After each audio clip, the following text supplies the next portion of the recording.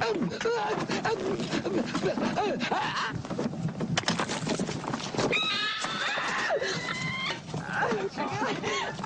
God. Yes, Hillary's book has arrived.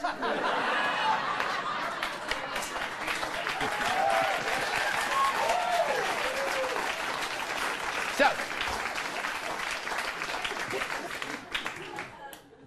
like the small intestine, her book is divided into 3 parts. Could have, should have, would have. She could have said this to Trump, she could have said this to Bernie, or she would have said that to Obama.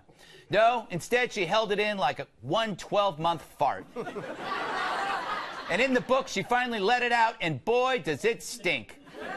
Now, like every show that's been doing this book, we're going to run some audio excerpts. Well, sort of. In the family room, we put up a colorful painting of the balloon drop at the Democratic National Convention. Over the fireplace, I hung a vintage suffragette banner that Mark had given me that declared, "Votes for Women." I also finally saw the last season of Downton Abbey.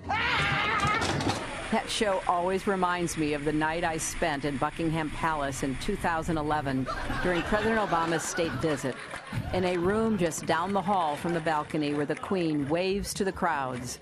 By Thanksgiving, the work on the house was done. Everything was perfect before our friends and family descended for dinner. My mind wandered back to that incredible day when Bill took the oath of office for the first time. You gotta hand it to her. No one has made more money off losing than Hillary. And I include Marie Osmond. Looks good. Yeah, she does. Nutrisystem. But now she's got a book, and she's making the rounds like a Jehovah's Witness in a pantsuit. If only she worked as hard for the presidency, then we wouldn't have this book about how she lost the presidency. What a great example of strong womanhood. She blamed everyone but herself for her loss. Comey, Russia, Supreme Court, Sanders, the RNC, the American voter. She spreads blame like her husband spreads... Anyway, it's like she's on some weird drug. Have you made thousands of people cry all at once? Are you running out of people to blame for your failures? You've thought about turning on your friends, but don't know how. Well, worry no more. From the makers of Blame It All comes Extra Strength Blame It All PM. This powerful formula works with the brain's receptors to help you throw everyone under the bus with none of the guilt.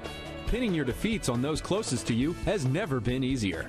The Supreme Court, Vice President Joe Biden, FBI Director Jim Comey, the insurgent left-wing candidacy of Bernie Sanders, Bill especially, the last season of Downton Abbey.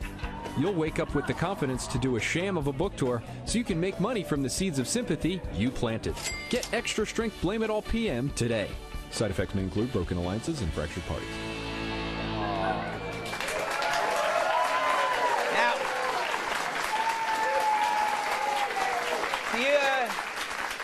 the only thing more glaring than her excuses is her sense of entitlement. She actually bought a home next to her house in Chappaqua for the White House staff she expected while she vacations. Now imagine that. She didn't just pick out the curtains. She picked out the damn house. Now it's just an expensive couch for Bill to sleep on. Alone, I think. Now, judging by her book, she's infected by the very bug she helped spread. Victimhood. Pitting Americans against each other, she created an Olympics of grievance. The division, however, didn't add up for her. So now she's the biggest victim of them all. Has this ever happened before? Did anyone who lost the presidency write a book like this? Did Ford or Dukakis or Dole? Well, she said she wanted to be a first, and she is, though not in the way she expected.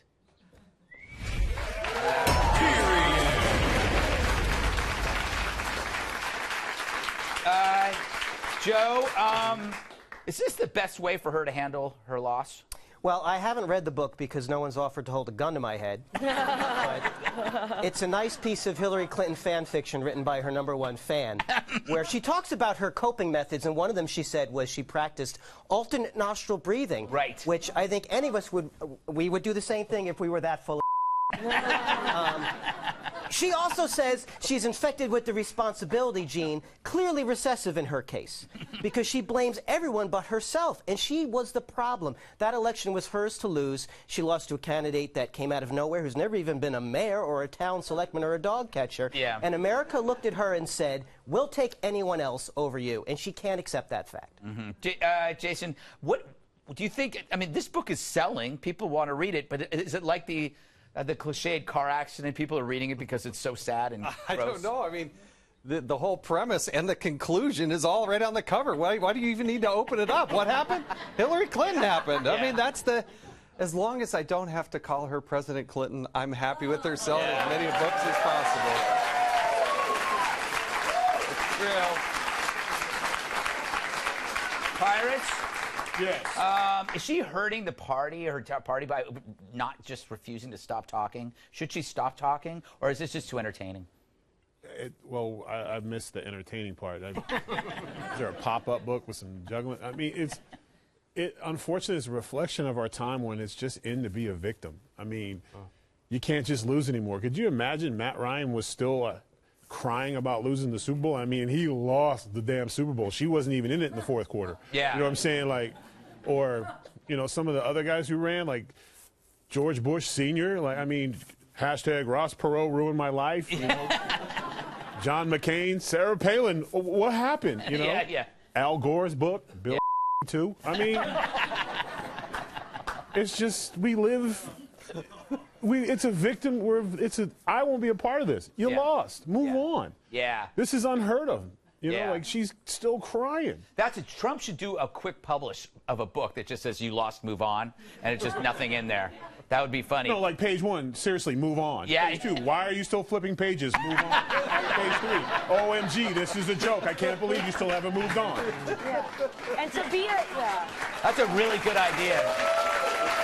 Somebody, Kat, is going to steal that idea watching this show, and we're not going to make any money off it. Probably. But Yes. to be a victim and to be a successful victim, you have to be relatable. And I was watching that Anderson Cooper interview. Yes. She's the least relatable person, to the point where I can't even believe she's human. Yeah. She said she felt during her public life like she was on a high wire without a net.